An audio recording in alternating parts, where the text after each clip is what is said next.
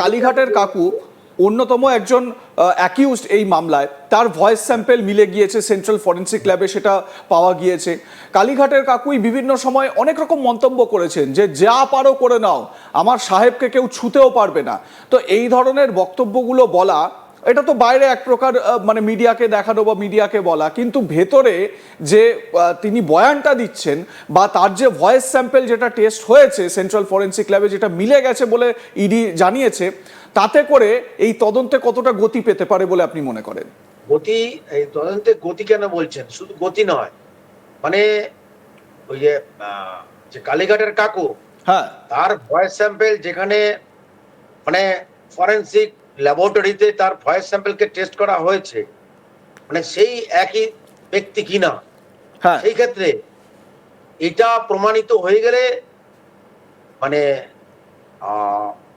মানে অভিষেক বাবুর বিশেষ করে হ্যাঁ, জামিন পাওয়া বলুন, এখান থেকে বেরোনো খুব কঠিন, কঠিন থেকে কঠিন বলুন। শুধু তাই নয়, তার পলিটিক্যাল ক্যারিয়ারটাও আপনি মনে করে রাখবেন যে শেষই হয়ে যাবে বেশ, যদি এটা প্রমাণিত হয়ে যায়। হ্যাঁ, ইডি যেটা করেছে, হুম, এই ভয়েস স্যাম্পল, যে উনি যদি বলে থাকে ভয়েস স্যাম্পলে যে ওই বক্তব্য আর মানে তার যে ভয়েস একই, হুম, যেটা অভিষেক বাবু বারবারই বলছিলেন হুম, যে ওটা তার কথা নয়, তার গলা মানে নেওয়া, বুঝতে পেরেছেন? তো বেশ। সেই ক্ষেত্রে কিন্তু ওনার এখান থেকে বেরোনো খুব কষ্ট। এবং শুধু তাই নয়, কষ্ট নয়, শুধু কষ্ট না, এখান থেকে উনি বেরোতে পারবেন না তখন। আর পলিটিক্যাল ওনার ক্যারিয়ারটাও কিন্তু একদম বেশ, শেষ হয়ে যাবে। ছিলাম যে এই পিএমএল এর আন্ডারে সর্বনিম্ন 3 বছর, সর্বোচ্চ 7 বছর, আবার দেখলাম নার্কোটিক্স যদি এর সঙ্গে যুক্ত হয় তাহলে 10 বছর। তো এই রকম একটা বিষয় রয়েছে। আমার প্রশ্ন হচ্ছে যে এইটা তো হলো গিয়ে শাস্তি, কত বছরের শাস্তি হলো সেটা একটা বিষয়, কিন্তু যে আর্থিক তছরূপটা হয়েছে, মানে যে টাকাটা ওই অভিযুক্ত ব্যক্তি যিনি দোষী সাব্যস্ত হয়েছেন বা দোষী ব্যক্তির পকেটে গিয়েছে বা অ্যাকাউন্টে গিয়েছে, সেটাও তার মানে ক্রপ করা হয়, রিকভার করা হয়। হ্যাঁ, হ্যাঁ, হ্যাঁ, একদম। তার রিকভার মানে কি? রিকভার মানে আপনি ভাবছেন তার প্রপার্টিকে ক্রোক করা হয়। প্রপার্টি অ্যাটাচমেন্ট যাকে বলে। প্রপার্টি অ্যাটাচমেন্ট, হ্যাঁ, হ্যাঁ, প্রভিশনস আছে, প্রপার্টি অ্যাটাচমেন্টের প্রভিশনস আছে। মানে তার মানে land, building and thereto, not হ্যাঁ। অনলি ল্যান্ড, মানে মুভেবল, ইউভেবল অ্যাসেটস, মানে অ্যাসেটস উইদিন মানে ইন্ডিয়া এবং আউটসাইড ইন্ডিয়া অলসো করতে পারে, সেরকম প্রভিশন আছে এই অ্যাক্টে। এবারে একটা বিষয়, হ্যাঁ বলুন কি বলছেন? বাঁচানো পথটা খুবই মানে এখানে কম আছে। আচ্ছা, মানে একেবারে বলা যায় পিএমএল এর আন্ডারে পালানোর কোনো জায়গা নেই, বা সেই মানে যেরকম আমি আইনজীবীর সঙ্গে কথা বললাম, বিশিষ্ট আইনজীবী বিবেকানন্দ বাবু যেটা বলছেন যে পিএমএল তে যদি গ্রেপ্তার করা হয় তাহলে কিন্তু পালানোর জায়গা নেই। এবারে যে জায়গাগুলোতে আমরা বিশেষভাবে একটু নজর দেব, কতগুলো ঘটনা আমরা দেখেছি যেগুলো ইডি গ্রেপ্তার করেছে, যেমন এই পার্থ চট্টোপাধ্যায়কে ইডি গ্রেপ্তার করেছিল। পার্থ চট্টোপাধ্যায় রাজ্যের প্রাক্তন মন্ত্রী, তিনি বারবার করে নিজের সপক্ষে একটা যুক্তি আদালতে দিচ্ছিলেন, সেটা হচ্ছে গিয়ে যে টাকাটা, যে পরিমাণ টাকা 49 কোটি 50 কোটি টাকা পাওয়া গিয়েছে, সেটা তার বাড়িতে বা তার কোনো ফ্ল্যাটে কিন্তু পাওয়া যায়নি, তার ঘনিষ্ঠ একজনের ফ্ল্যাটে পাওয়া গিয়েছে, সেখান থেকে সেই টাকাটা রিকভার করা হয়েছে। তো তার যুক্তি তিনি বারবার বিভিন্ন জায়গায় বলেছেন যে হ্যাঁ আমার ঘনিষ্ঠ হতেই পারে, কিন্তু তার বাড়িতে যদি টাকা উদ্ধার হয় তার দায় তো আমার নয়।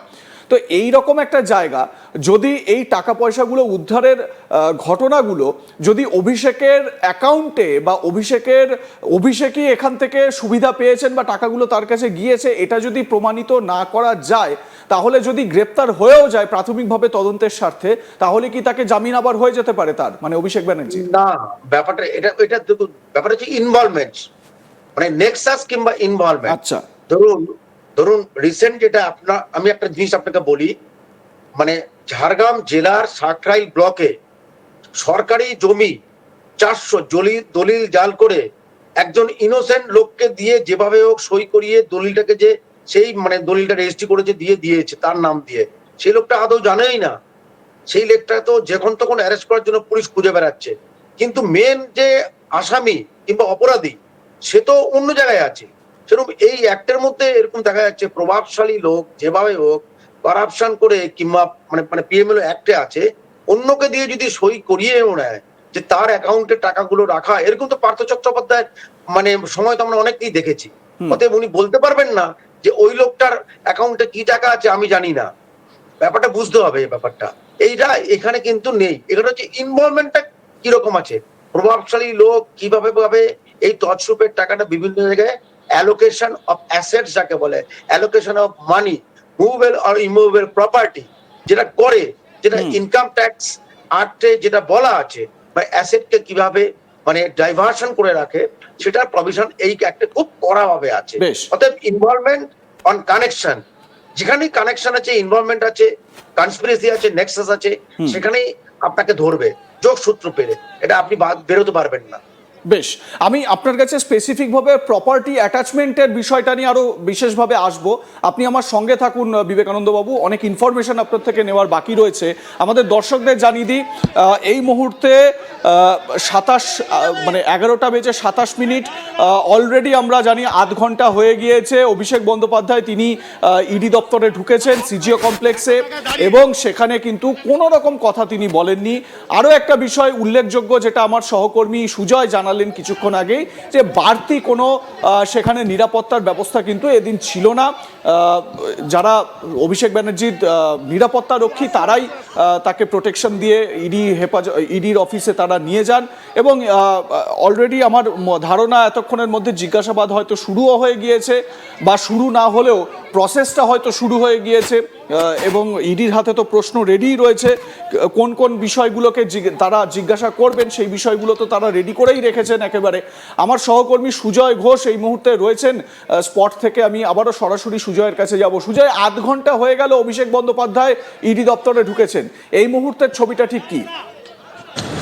দেখো, এখনো পর্যন্ত যেটা জানতে পাচ্ছি যে তিনি তার যে ইন্টারোগেশন পর্ব, সেই পর্ব কিন্তু চলছে, এবং প্রাথমিকভাবে একটা প্রসেস থাকে, সেই প্রসেস বা প্রক্রিয়া মেনে কিন্তু তার যে জিজ্ঞাসাবাদ পর্ব, সেই জিজ্ঞাসাবাদ পর্ব চলে। আমার সঙ্গে অরিন্দম দা আছে। অরিন্দম দা, যে পদ্ধতিতে তুমি একদম প্রথম থেকে এখানে আসো, যে পদ্ধতিতে এখানে জিজ্ঞাসাবাদ পর্ব চলে, সেটা যদি একটু বিস্তারিত বলো। দেখো, আমরা দেখলাম কিছুক্ষণ আগেই কিন্তু ইডি দপ্তরে প্রবেশ করেছে, এবং যেটা আমরা জানি সেখানে যাওয়ার পর তাকে কিন্তু যে ইন্টারোগেশন এবং তারপর যে প্রশ্ন বসবে এবং তাদের প্রশ্ন করবে। আমরা ইডি সম্ভাবনা রয়েছে, একাধিক প্রশ্ন রয়েছে যেগুলো তারা বিকাশ থেকে শিখতে চাইছে।